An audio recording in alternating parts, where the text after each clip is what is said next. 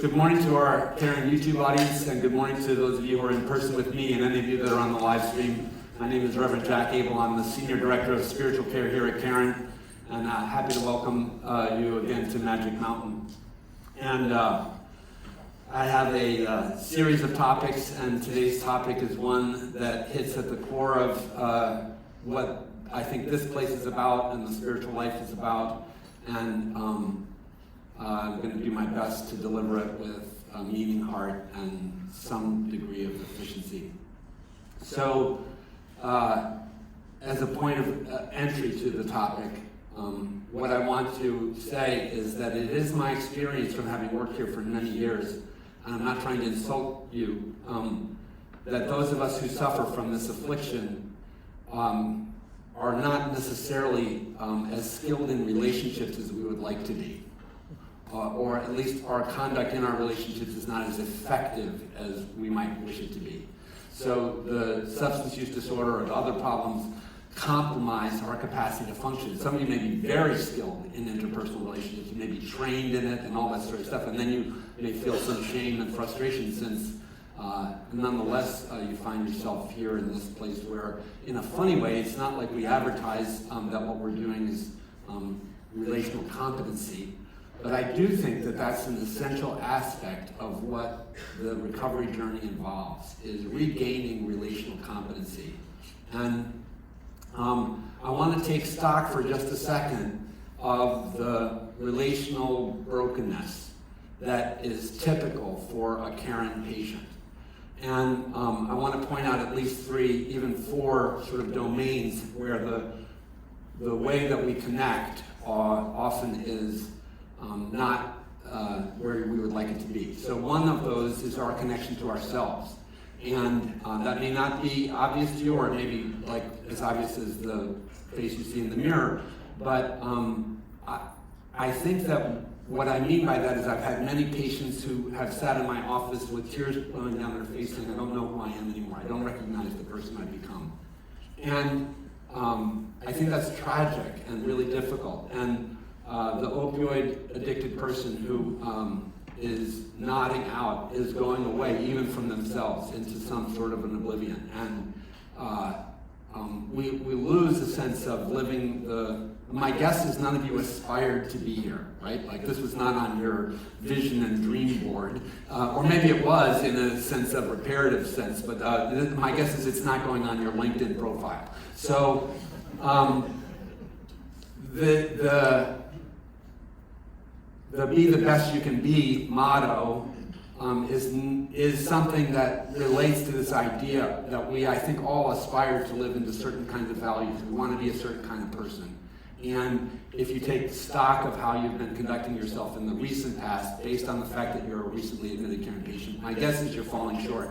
All of us fall short all the time, but sadly, epically falling short is usually what gets you here. The second domain of relational compromise is interpersonal relationships. So this might be a significant other, it might be children, it might be you being an adult with you might be an aging parent with adult kids, but so immediate family members, it could be your people that you work with, it could be your friendship community, but all of those tend to be tainted by the sting of the drama that attaches itself to being a person who becomes afflicted in this way.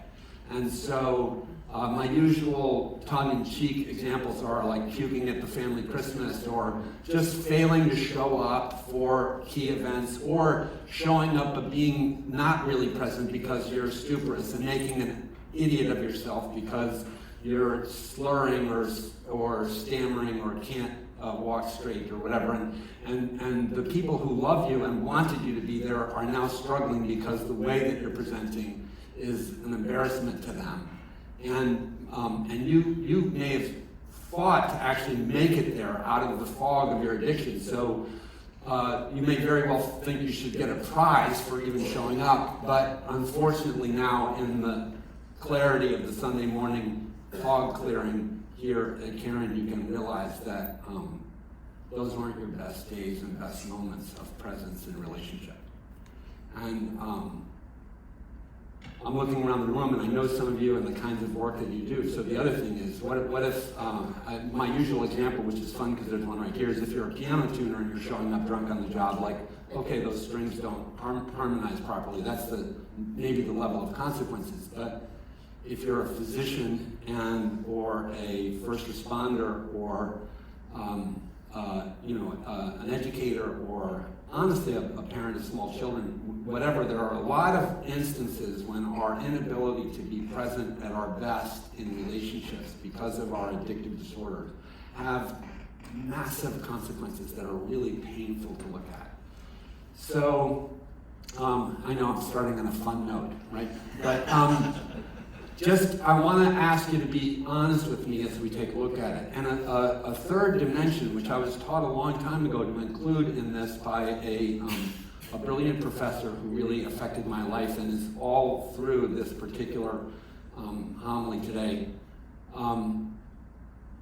is our relationship with the natural universe.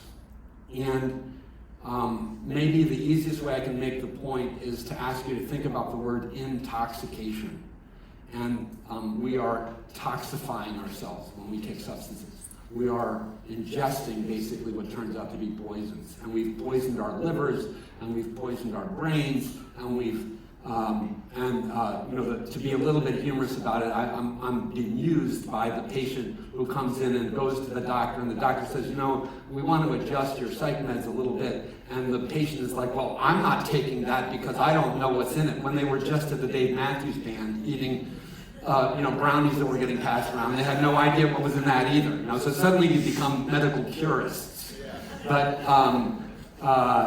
good for you. I'm happy about that. But there's a little bit of a contradiction there. So, and sadly, this illness takes people to.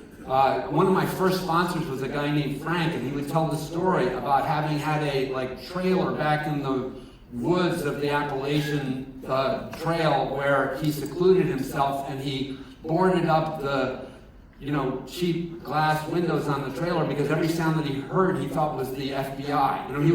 He was running into nature, but then he was hiding himself inside this terrible trailer and shooting heroin, and it's lucky he made it out alive. And so there's this opportunity on the other side of all of this, which I should wait till I get to, but just to sort of soften the blow of the harsh inventory, is that each of these, if we could repair them, would be wonderful. If we could feel better about ourselves, if we could feel better about our relationships with others, if we could take care of our bodies and be healthy constituents of an environment that would nurture and sustain us and keep us well and alive, that would be awesome. That's where the message is headed. And then the last of the four domains that my mentor at one period of time, he was a Norbertine Catholic priest, Father Andrew Safferny, brilliant, wonderful, sensitive man. And Andy would say the fourth domain of relationship of the human person that gets compromised by our struggles is the relationship that we have with the divine, however we understand that. So I do realize that the Caron audience may not even be comfortable with the label divine, and certainly the God word. But I would say a substitute that's been helpful for me in working with our atheist clients is the transcendent. So if you can embrace the notion of something that's transcendent, that sort of encompasses the entirety of existence and all things and all experience and the subjective and the objective, then you're headed in a direction that can support a higher power notion to sustain you in recovery without having to think about a personalized divinity. And interestingly, if you're into personalized divinities, which I sort of am, great, that's nice, you can check that box more easily. But those of you who think your religion is in the perfect spot and it's great and it doesn't need any tweaking, just take a look at your wrist. There might be some spiritual work to do. So we all come to this place with a kind of brokenness, and our relationships with ourselves, with others, with the natural universe, and with whatever we understand as that which transcends all things is perhaps worthy of taking a look at. And if we are that relationally compromised, what I will say is that I remember, and I get to see kids now much more than I did I didn't raise my own biological children or adopted children, but today in my life I see grandchildren all the time through my second marriage. And I'm mesmerized and enthralled by my wife, who is a baby whisperer and does a great job of bringing kids into my circle and letting me see what it's like to rear children. And I really, really think that children teach so much in a way that is humbling for me, because I think I need to go to a PhD to learn something, but a 5-year-old can pull me up short. And you know, the kiss it make it better thing is where I was headed. Children and pets do a pretty good job of instant repair of injury in relationships. I have a granddaughter in my life, and she will be just ferociously mad, like, you know, like, and like ready to snarl and hiss, and 3 minutes later she's coming back for a hug. And there's something precognitive and elemental and mammalian in her that wants the love back and does not want to be embittered. And would that it were as easy as that in every case, right? Would that after a third DUI and vehicular accident and people's injuries, or after N years of marriage and 5,000 no-shows and 800 promises and infidelity and all those sorts of things, the matter would be as simple as it is for my little Charlotte or the cat. Because my cat does the same thing. My cat will be pissed off as hell for about 5 minutes. She'll stay pissed off longer than the baby. But eventually I know she will come back. And then it's like this, like, okay, everything's gone. And the miracle and magic of a child's willingness to provide this kind of transcendent reconciliation is beautiful, but I just want to say it doesn't always fly as an adult. And so, again, Father Safferny, and I'm going to talk about something that has rooted much more in the Catholic tradition than I usually do on Sunday. So I ask you to understand that I'm not like veering subtly in a particular direction for no reason. It's just because this guy taught me about the subject of reconciliation of our relationships in a way that has profoundly affected my life. And so if I bring the material from that this week and next week I bring from a Buddhist teacher, whether like that's, I ask your indulgence for those of you for whom that area is foreign. Because unfortunately, all of the various wisdom traditions bear the scars of the injury that they have inflicted on different people. So there are people who are goosey about Judaism, and there are people who are goosey about Catholicism, and there are people who are goosey about evangelical Christianity, and there are people who are, goosey about Wicca, and for legitimate reasons, because they've suffered injury, or someone in their family has. And so none of the noble traditions and none of us as human beings conduct ourselves without ever inflicting harm. It's a sad truth, and yet it doesn't mean that there's no value in this. One of the things that I really lament is that I think we're getting to a point in our society and our social sort of way of characterizing people where one label defines who we are in some comprehensive and complete way that is so reductive and incomplete that it is unfair. And whether you choose yourself to be red or blue in politics, or whether you think of yourself as Catholic or Jewish or atheist or agnostic, those are descriptors, but they do not necessarily summarize your entire being. And one of the other sadnesses about where we are as a planet at the moment is that when you start doing that, you sort of define people by one label. We also start defining people by one event. So if I say a name like, sorry to pick on somebody, but Tiger Woods, my guess is immediately your brain goes to what may be the most embarrassing event in a person's life. And I would pray you would not do that to me. When somebody says the name Jack Abel, either are events I would pray that you would not go and define me by, because they're in my past, and I'm not necessarily the guy that I was when those things occurred. And I'm so grateful for that. But So this subject matter of reconciliation is the thing I'm talking about, and it's the pot of gold at the end of the rainbow of the Caron journey, right? We want to restore ourselves in relationships because we have become afflicted by unhealthy entanglement with substances and behaviors that offend other people. We're, whether it's Grindr, Tinder, I don't even know the right websites and apps for sexual, whether it's the casino, whether it's Amazon, whether it's, internet gaming, or whether it's cocaine, alcohol, marijuana, benzos. There are so many ways in which this affliction manifests itself. And it's not that is not a connection, it's a relationship. It's a poisonous and dark relationship that contaminates all of our other participation in relationships.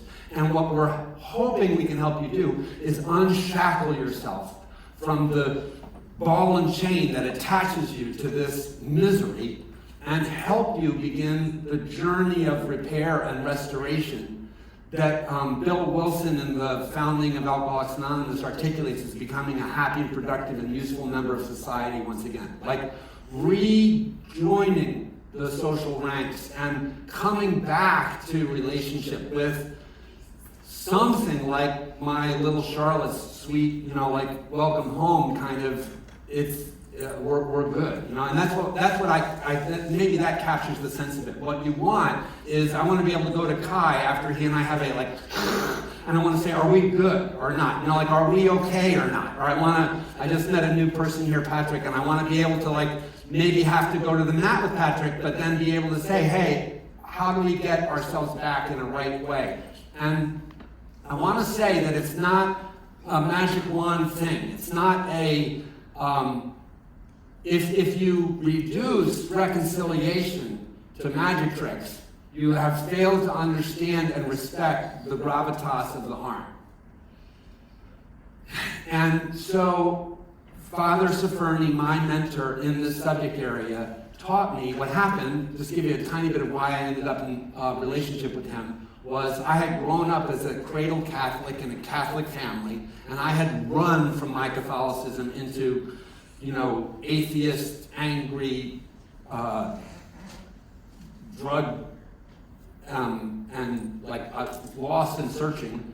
When I came back into my sobriety, I remembered that as a child I had been called to the priesthood, but I was like, well, I'm married, I guess I'm not going back into that tradition. And so I pursued seminary and ordination. I became ordained as a Protestant, which I still am today, ordained in a Protestant tradition. But in my first seminary experience, the seminary that I went to had the opportunity, and I was in my sobriety, I was working the steps, I had a sponsor, I was going to meetings, and a little sidebar again, I would tell you that the 12 steps are an engine of reconciliation. If you want to know why they are the way they are and why they're not about not drinking, it's because they're about what we're talking about today. They're actually about relationship repair. And that can be really helpful and help motivate you. So anyway, I'm in this seminary in Washington, D.C., and the seminary has collegial relationships with other seminaries, and there's a Roman Catholic seminary, and I decided to take a consortium class at a Roman Catholic seminary on the subject of healing and relationships. And Father Safferny was one of the two professors, and he and I have maintained some correspondence for the last 26 years, and this class that I took was so helpful for me because not only did it teach me about reconciliation, but it helped me reconcile the brokenness I had with that institution. It helped me deeply with my personal stuff with that tradition. And I'm so grateful for his love and hospitality to me and his stern but very capable mentoring. So, 5 things that he said the Roman tradition understands as the kind of arithmetic of reconciliation. And this is informed by for those of you who are interested in these things, by the Vatican II reforms.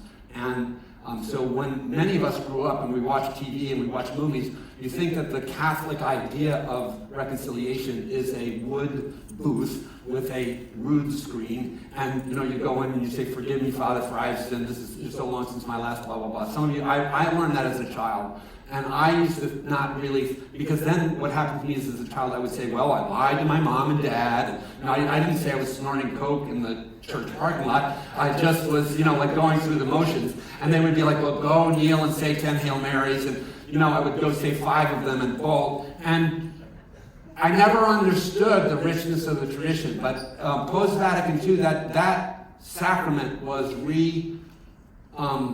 refreshed and given a kind of new look and depth. And so today, if you were to go into a setting and seek that sacrament, you can have the old wood booth, but you don't have to do it in that kind of setting. It's optimally done face to face. And then here's the 5 pieces of it.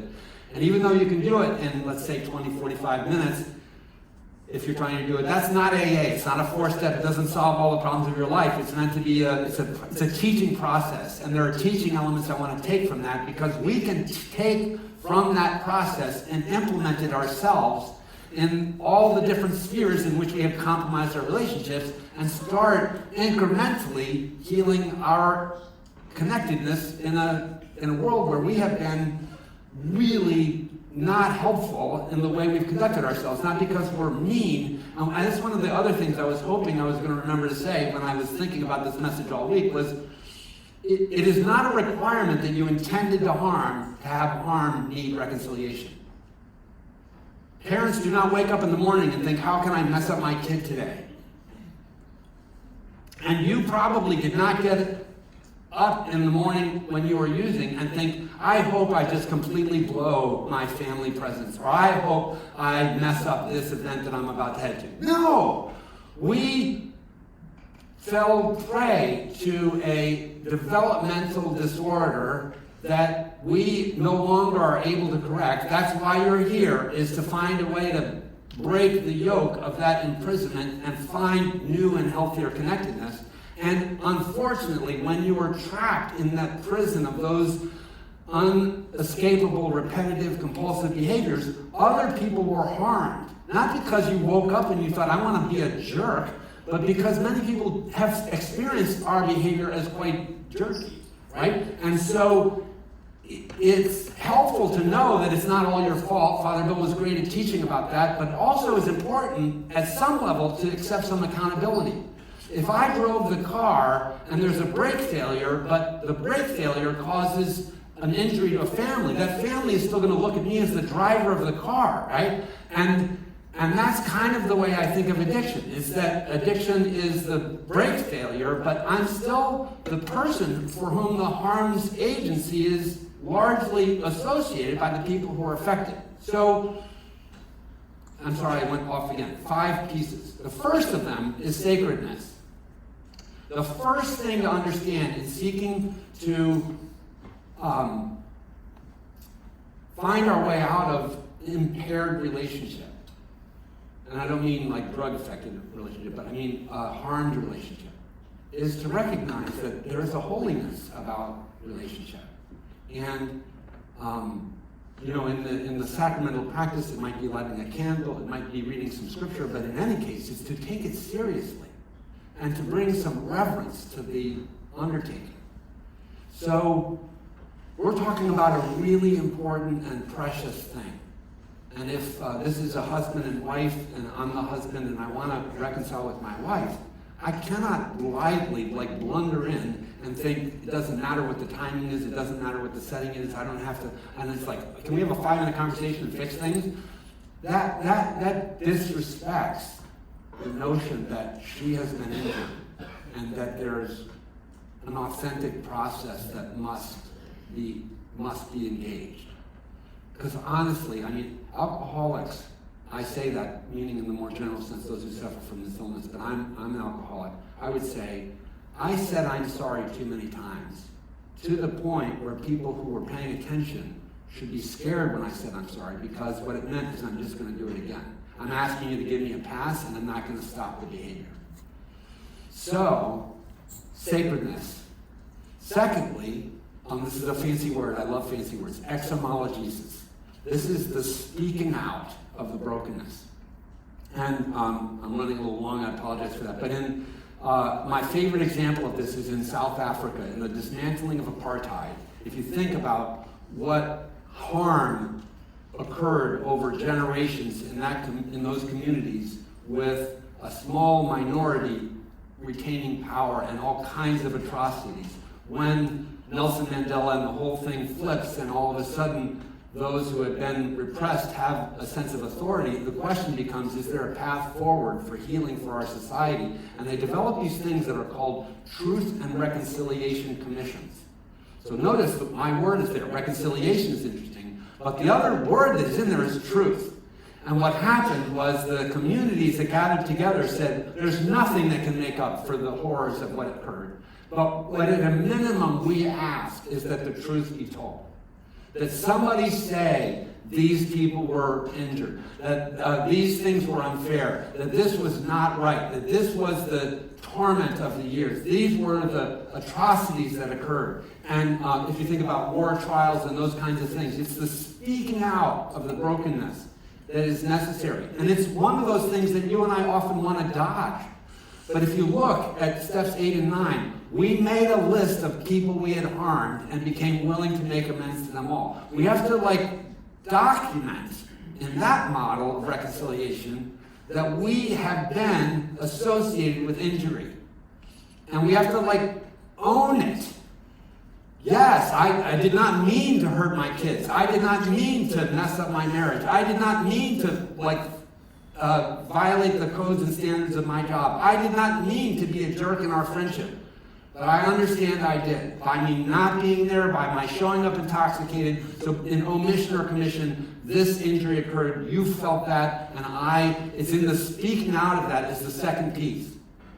The third piece, which is, again, one of these things, I feel like one of the reasons why it's so hard to do this is that every piece of this is something we want to skim by or avoid.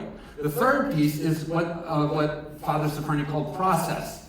And this is the sort of negotiation with the injured party about sort of whatever is appropriate in terms of reparation. And you might say, what can I do to make up for my, puking at Christmas, right? And your spouse might say, there's nothing you can do to make up for that. And one of the first answers for the people in recovery is this notion, which I encourage you to find some sanctuary in, but also not take too many liberties with it, but it's the idea of living amends. Right? What if I never show up at Christmas again intoxicated? Well, over time, that will diminish the harm of the memory of that 1 or 10 times you were completely blotto. But this is a negotiation of a process. What if I go to AA and stay in AA? What if I continue to manifest? What if I can make it, will that help? And the person may say, yes, it'll help, or there's no repair. One of the really most profound process insights that I got in my journey of amends, and it had to do with the harm I did sadly sober, not drunk, but was I went to a person wanting to reconcile and reconcile and reconcile. And it says in the AA literature very clearly, we make our attempt as best we can with the guidance of our sponsor or whatever once, and have to kind of live with what their response is. But I don't know, a lot of us keep going back when we get a response we don't like and want everything to be hunky-dory right away. At least I was that person. And my sponsor said to me one day, you might have to just let that person being mad at you for the rest of their life be your amend. That was stunningly profound to me. It never occurred to me that could be a way of me moving forward in this process, was to understand that the injury I caused was of sufficient gravity that I could give the person the ability to hold the chit against me for the rest of their life. And that person just recently died.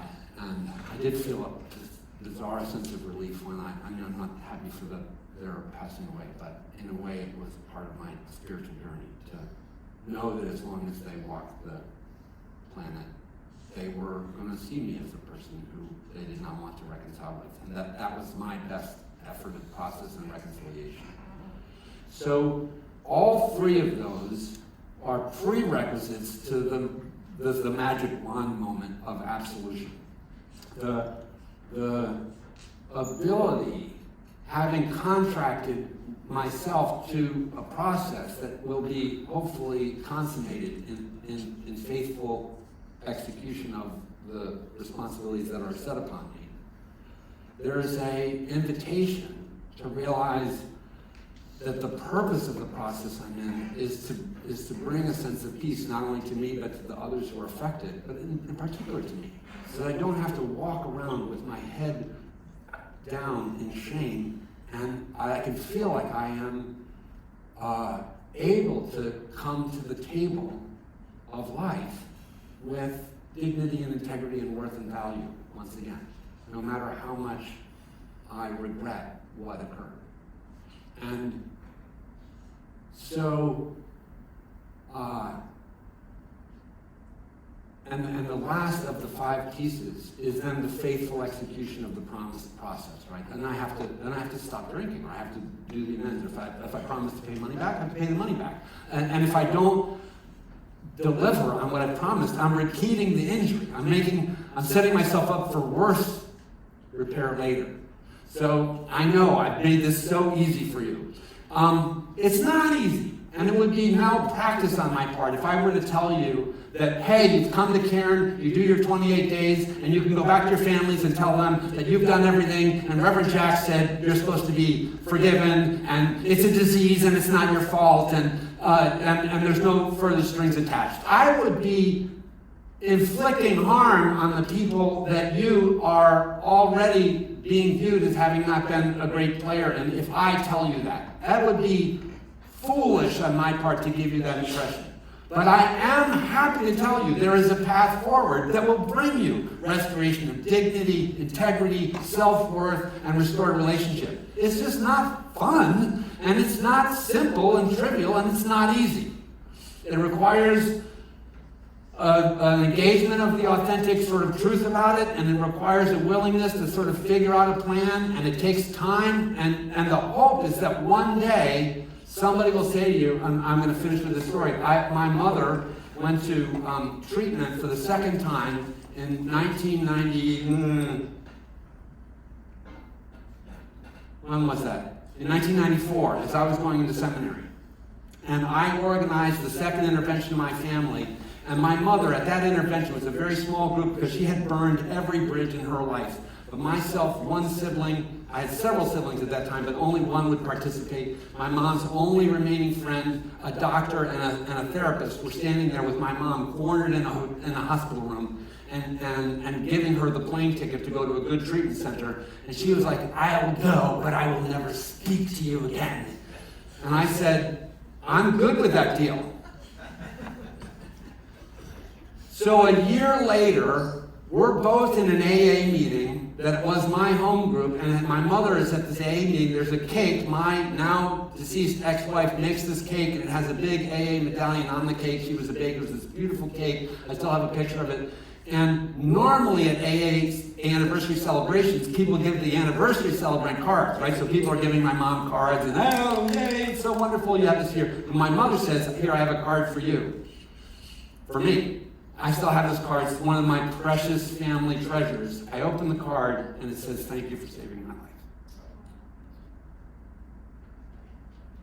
And I would have thought my mom and I were done when she said, I will never speak to you again. Because I sort of had said to her, if you don't go to rehab, I will never speak to you again. I mean, we were at a broken place. So there is hope for the restoration of your belonging in the world, with God, with yourself, and with those who care about you and you would seek to be in loving connection with. There is hope, and there's a way. And there are multiple ways. This is one of them. The tradition I was teaching about, the Father Safrani taught me about it, teaches about another. But it's not magical, it's not trivial. It takes time and earnest intent, and it takes change. You have to evolve into the new being that we want to help you become. So I hope in a way this is a deeply hopeful message. And we're going to move into our liturgy and prayers. So thanks.